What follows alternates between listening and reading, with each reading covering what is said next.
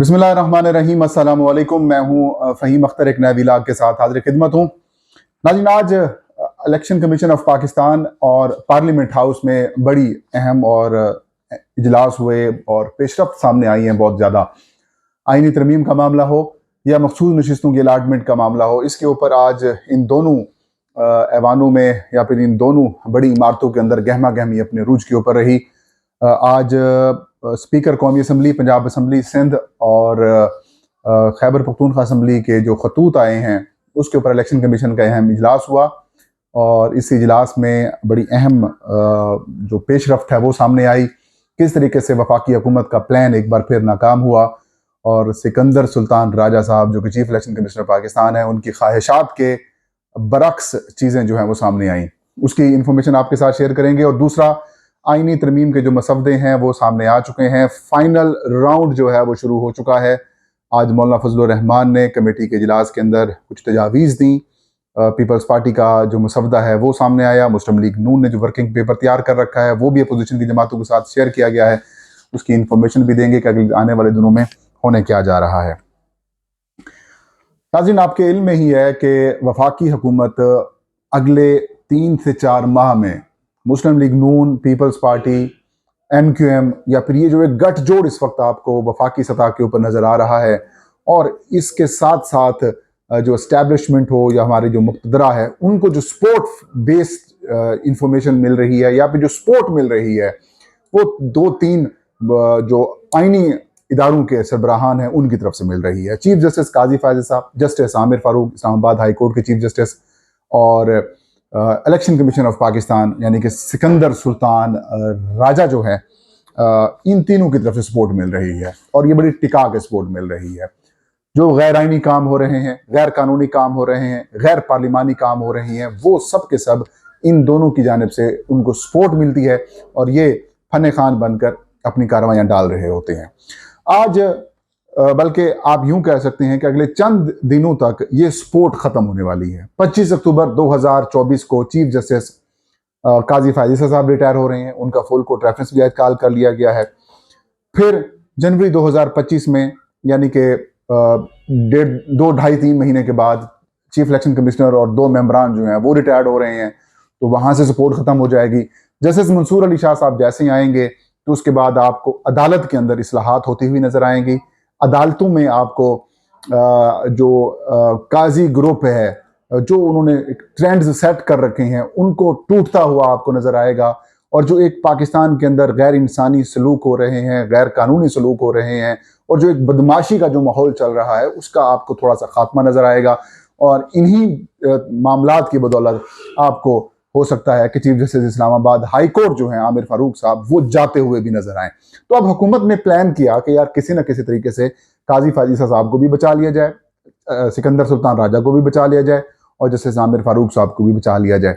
चाहे इसके लिए आपका अदालती निज़ाम टूट जाए, चाहे इसके लिए आपका जो अदालती निज़ाम है, कानूनी निज़ाम है, इंसाफ का निज़ाम है, उसका बेड़ा गर्क हो जाए, रवायात ख़त्म कर दी जाए, आइन की माँ बहन एक कर दी जाए, उसको तोड़कर नए तरीके से बना दिया जाए और बुनियादी जो हकूक हैं बेशक उनको भी ख़त्म कर दिया जाए, लेकिन ये जो प्रोटेक्शन है, ये जो तहफ़्फ़ुज़ है या फिर ये जो सपोर्ट है, ये हम किसी तरीके से ख़त्म करवा लें या इसको बरकरार रखा जा सके, इसको ख़त्म ना होने दिया जाए।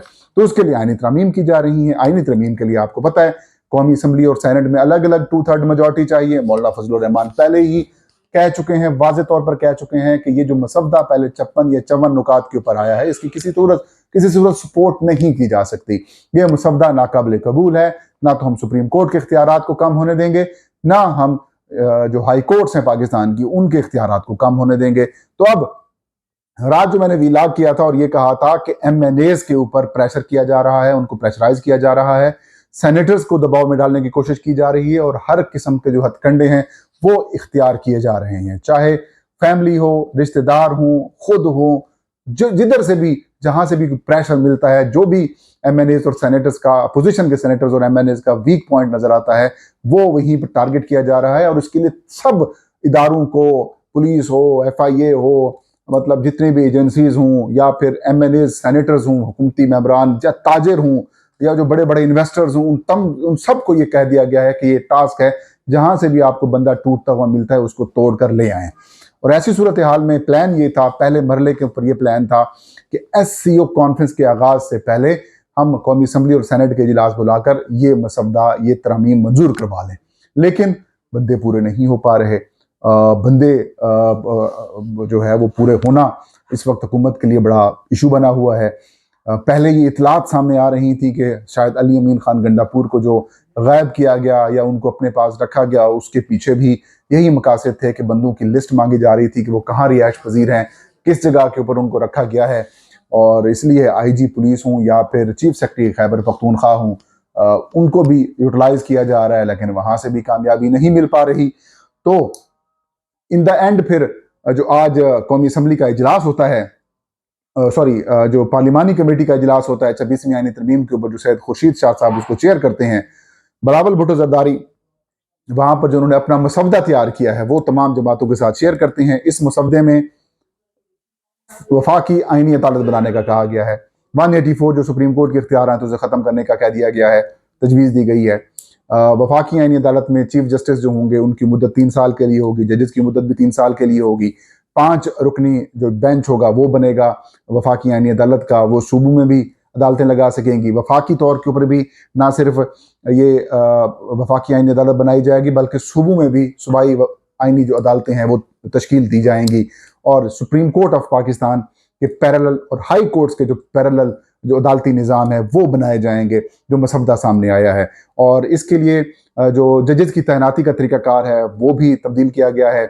उसके अंदर भी मतलब ये कि अपनी मर्जी चॉइसेस के बंदे लोग शामिल किए जाएंगे। 2 बंदे सेनेट से, 2 बंदे कौमी असम्बली से होंगे, यानी कि 4 अरकान पार्लियामेंट को शामिल किया जाएगा। और बराबर की बुनियाद के ऊपर इसमें अपोजिशन और सेनेट के यानी अपोजिशन और हुकूमत के जो बंदे होंगे वो शामिल किए जाएंगे। इसी तरीके से उनको हटाने के लिए भी प्रोसेस बनाया गया है। तो एक पैरेलल सुप्रीम कोर्ट और हाई कोर्ट टाइप जो है वो सिस्टम पीपल्स पार्टी ने तजवीज़ किया है। और यहाँ पर फिर वही बात है, दावे तो बहुत सारे किए जा रहे हैं कि हमारे पास बंदे पूरे हैं, हम अपने बंदे लेके आएंगे और हमारे पास नंबर्स पूरे हैं, 2/3 मेजॉरिटी हमारे पास हमें हासिल है। ये बेसिकली माइंड गेम थी, माइंड गेम करने की कोशिशें की जा रही हैं। लेकिन अगर तो बंदे पूरे होते तो एडे मतलब ये कि इतने ये पार्लिमानी रवायात को की पासदारी करने वाले लोग, जो मतलब ये कि पहले उन्होंने कौन सी आइन और कानून और जमहूरी रवायात की पासदारी की है, जो अब अचानक इनको पासदारी याद आ गई, कहते हैं हम अपोजिशन को भी साथ लेके चलेंगे। तो मौलाना फजलुर रहमान और PTI आपस में ये मशावरत करेंगे, मसवदे आपस में ये शेयर करेंगे, इनके ऊपर अपना इनपुट्स देंगे और उसके बाद जो फाइनल मरला होगा वो तय किया जाएगा कि कब इसकी मंजूरी होनी है। ताहम आज के इजलास में के बाद जो आमिर डोगर हैं, पाकिस्तान तहरीक इंसाफ के रुकन कौमी असम्बली हैं, मुल्तान से इनका ताल्लुक है, उन्होंने कहा कि मामला SCO कॉन्फ्रेंस तक चला गया है और उसके बाद कौमी असम्बली का इजलास बुलाया जाएगा। जो कल कौमी असम्बली का इजलास बुलाया जाना था यानी कि सैटरडे को, अब वो मामला जो है वो मौखर कर दिया गया है। अब ये मामला SCO कॉन्फ्रेंस के बाद जो है वो टेकअप होगा। अब उन्होंने कहा है कि जो वर्किंग पेपर मुस्लिम लीग नून का आया है या फिर पीपल्स पार्टी का जो ड्राफ्ट आया है, इसके ऊपर हम मशावरत करेंगे। और इसी हवाले से तहरीक इंसाफ की कोर कमेटी का हंगामी इजलास भी बुलाया गया है, उस इजलास में भी मशावरत की जाएगी।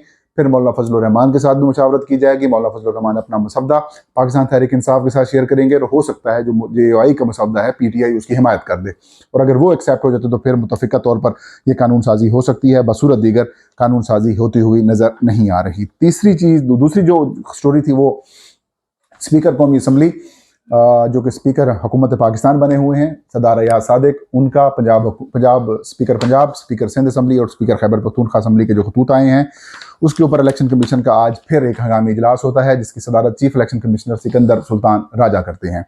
आज का इजलास बगैर किसी आप यूँ समझें कि नतीजे के और बगैर किसी कार्रवाई के मुलतवी कर दिया गया, इसको आगे मुखर कर दिया गया। और आज के इजलास की में जो मेंबरान हैं उनको बाज़ाब्ता तौर पर जो तमाम खतूत स्पीकर्स के आए हुए हैं वो फराहम किए गए हैं। लेकिन इलेक्शन कमीशन ऑफ पाकिस्तान के member Sindh Shah Mohammad Jatoi, sorry member Balochistan Shah Mohammad Jatoi और मेंबर सिंध निसार दुरानी, ये दोनों आज के इस इजलास में शरीक नहीं थे क्योंकि आगे 5 दिन की छुट्टियां आ चुकी हैं। तो ये दोनों मेंबर्स बलूचिस्तान और सिंध जो है वो चले गए थे, लिहाजा आज के इजलास में कोरम तो पूरा था लेकिन 2 मेंबर्स नहीं थे। तो इस वजह से इस इजलास को अब SCO कॉन्फ्रेंस तक मुलतवी कर दिया गया है कि जब SCO कॉन्फ्रेंस हो जाएगी तो उसके बाद इलेक्शन कमीशन ऑफ पाकिस्तान का दोबारा इजलास होगा और फिर जो स्पीकर्स की तरफ से ये खतूत भिजवाए गए हैं कि मखसूस नशिस्तें अलाट कर दी जाएं इलेक्शन एक्ट 2017 में जो तरमीम की गई है उसके मुताबिक अब इसके ऊपर इलेक्शन कमीशन ऑफ पाकिस्तान का इजलास फिर जो है वो बुलाया जाएगा। लेकिन कल भी जो डिसाइड हुआ था वो यही हुआ था कि जो हमारी पहले वाली पोजीशन है वही बरकरार है कि हमने सुप्रीम कोर्ट ऑफ पाकिस्तान से रुजू कर रखा है, अब उसको हम तब्दील तो नहीं कर सकते। तो सुप्रीम कोर्ट फैसला जो करेगी उसके ऊपर हम इम्प्लीमेंट करेंगे। लेकिन अचानक शायद प्रेशर बढ़ाया गया कि इलेक्शन कमीशन इनको मखसूस नशिस्तें फराहम कर दे और फिर वो मेंबरान जो हैं उनको नोटिफिकेशन जारी कर दिया जाएगा, जो पहले हैं वो बहाल कर दी जाएंगी और यूँ जो आईनी तरमीम के लिए 2/3 मेजॉरिटी कौमी असम्बली में चाहिए वो इनकी पूरी हो जाएगी। हो सकता है कि तहरीक इंसाफ के लोगों को आर्टिकल 63A के तहत जो वोट काउंट करने वाला मामला है उसको ख़त्म वो क्योंकि काबिल अमल शायद ना रहा हो तो इलेक्शन कमीशन की तरफ से जो है वो कह दिया जाए कि ये इधर से सपोर्ट मिल जाएगी। लेकिन वहाँ पर भी अभी मामला पॉजिटिव होते हुए नज़र नहीं आ रहे हैं। ये था आज का वीलॉग। फ़हीम अख्तर को इजाज़त दीजिए। अल्लाह हाफ़िज़।